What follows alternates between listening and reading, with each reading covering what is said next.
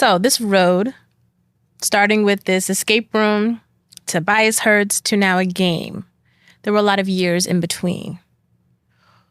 What has changed the most? Yeah. At first,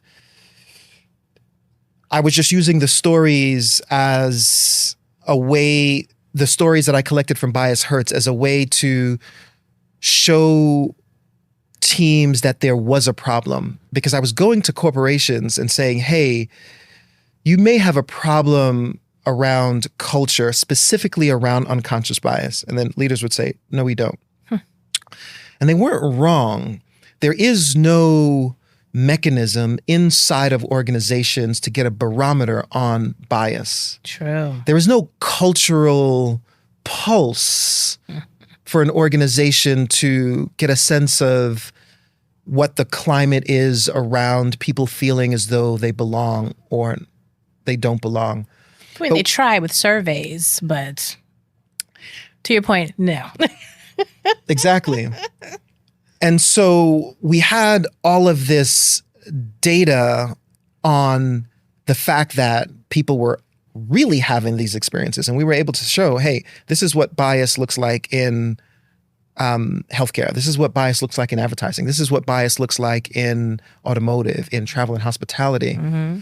And the journey to the game sort of evolved from playing with clients, just sharing the stories, to having those experiences and learning what worked and didn't work in terms of putting, groups of 3 to 4 people together and asking them to take on identities. And that was a real unlock too, which was, when we changed it to a game, we asked individuals to shed their own identity and to take on the identities of individuals in certain scenarios. Right. And that was a big unlock. Wow.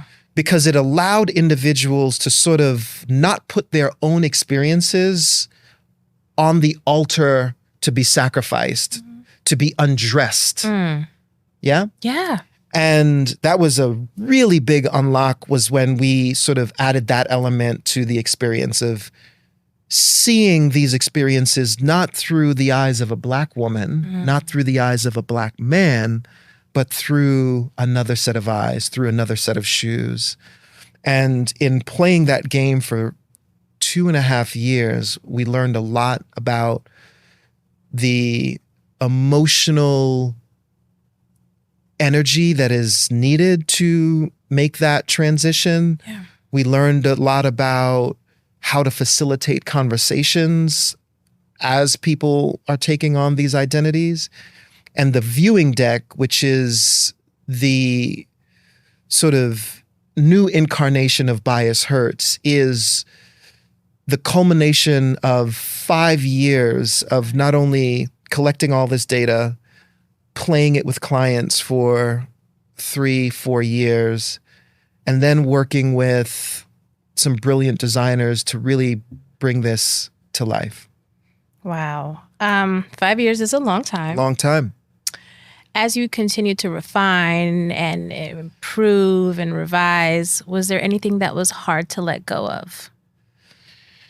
Yeah, I think when I first started doing this work, I literally started this as a Black man trying to help the world understand what it is like to be Black in America. And as I started having conversations with people about identity, I realized that race is just one sliver on the spectrum of who we are. Yeah. We're so many things, both visible and invisible. Mm-hmm. And I learned that race is just one lens through which you can look at this problem. But I ultimately chose to look at this problem as through a broader lens. And so the game is not just about race. It's not just about gender. It's not just about religion or sexuality. Mm-hmm. It's about identity. It's about who we are in not only our home circles, not only in our social circles, right, but in the professional circles as well. So I had to let go of this idea of my experience as a Black man being the most valuable experience to put forward. Wow. And there is a lot of value in that, and we can have conversations about that for sure. But there are other individuals who are feeling like an outsider in a context, and it is not connected to their race. It may be connected to the fact that they're a parent, or they have a learning disability, or they are working in an industry where most of the people come from Ivy League educated schools and affluent backgrounds, and they got a scholarship and grew up in Compton. Right. So the tie that binds us is not our identity, because that is the difference. The tie that binds us all is the fact that we all know what it's like to feel like an outsider. That is the universal umbrella that we all sit under, and that is the tie that binds. And the game allows us to sort of tap into this idea of, as an outsider, you know what it feels like. Right. Our relationship to inadequacy, our relationship to shame, our relationship to feeling small or being hurt or insulted. That is a common sort of experience that I feel as a Black man, and that white people feel, and that white women feel. And so it's not sort of relegated to one particular identity. So I had to let go of that narrow framing of the work. Wow. Powerful. On the flip side, what's one thing that did not change? What didn't change? There's another thing that changed. Before I go on to Okay. Let's hear it. Yeah. What I found really hard in the beginning of moving something that you feel passionate about to something to make a living from, there's a real crossroads when you move something to commerce. And so I felt a lot of pressure in the beginning in order to make a living through this, to like get the business model right, to have all of these goals around revenue. And it's challenging because you're actually doing this to help and to serve a community, but you also need to get paid. Yeah, I got bills to pay. 100%. And so wrestling with that was very difficult because there were choices that make sense from a business perspective that compromise the actual service and the upliftment. And then there are compromises or choices that sort of work for the people you are serving, but you ain't gonna make no money. How do you reconcile that?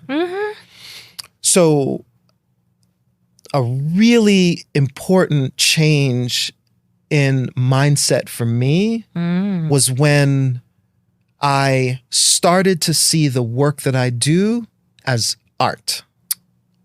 Interesting.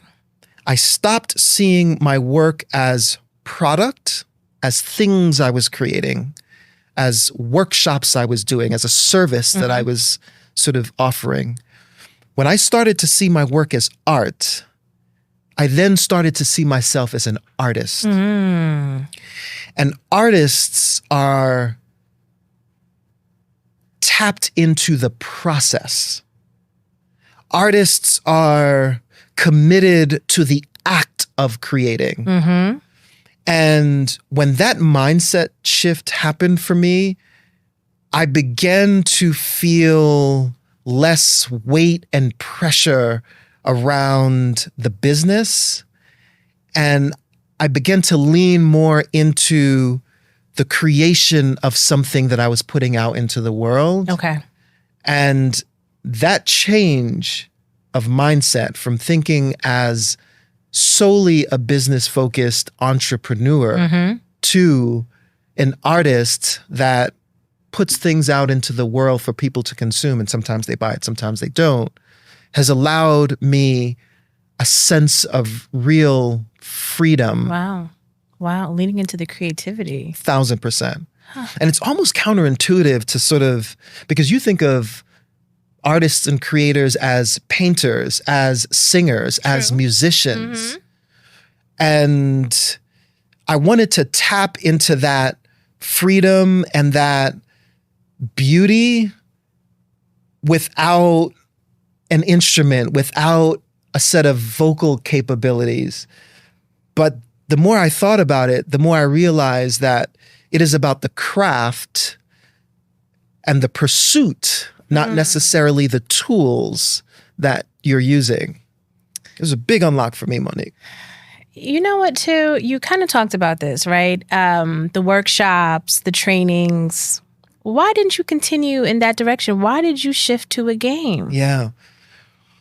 Again, you really don't know until you're out there. And it's so funny. A lot of my life has felt like me pushing off from, like, imagine jumping in water and just pushing off from the platform that you jumped off of into the ocean, towards deep water. Yeah.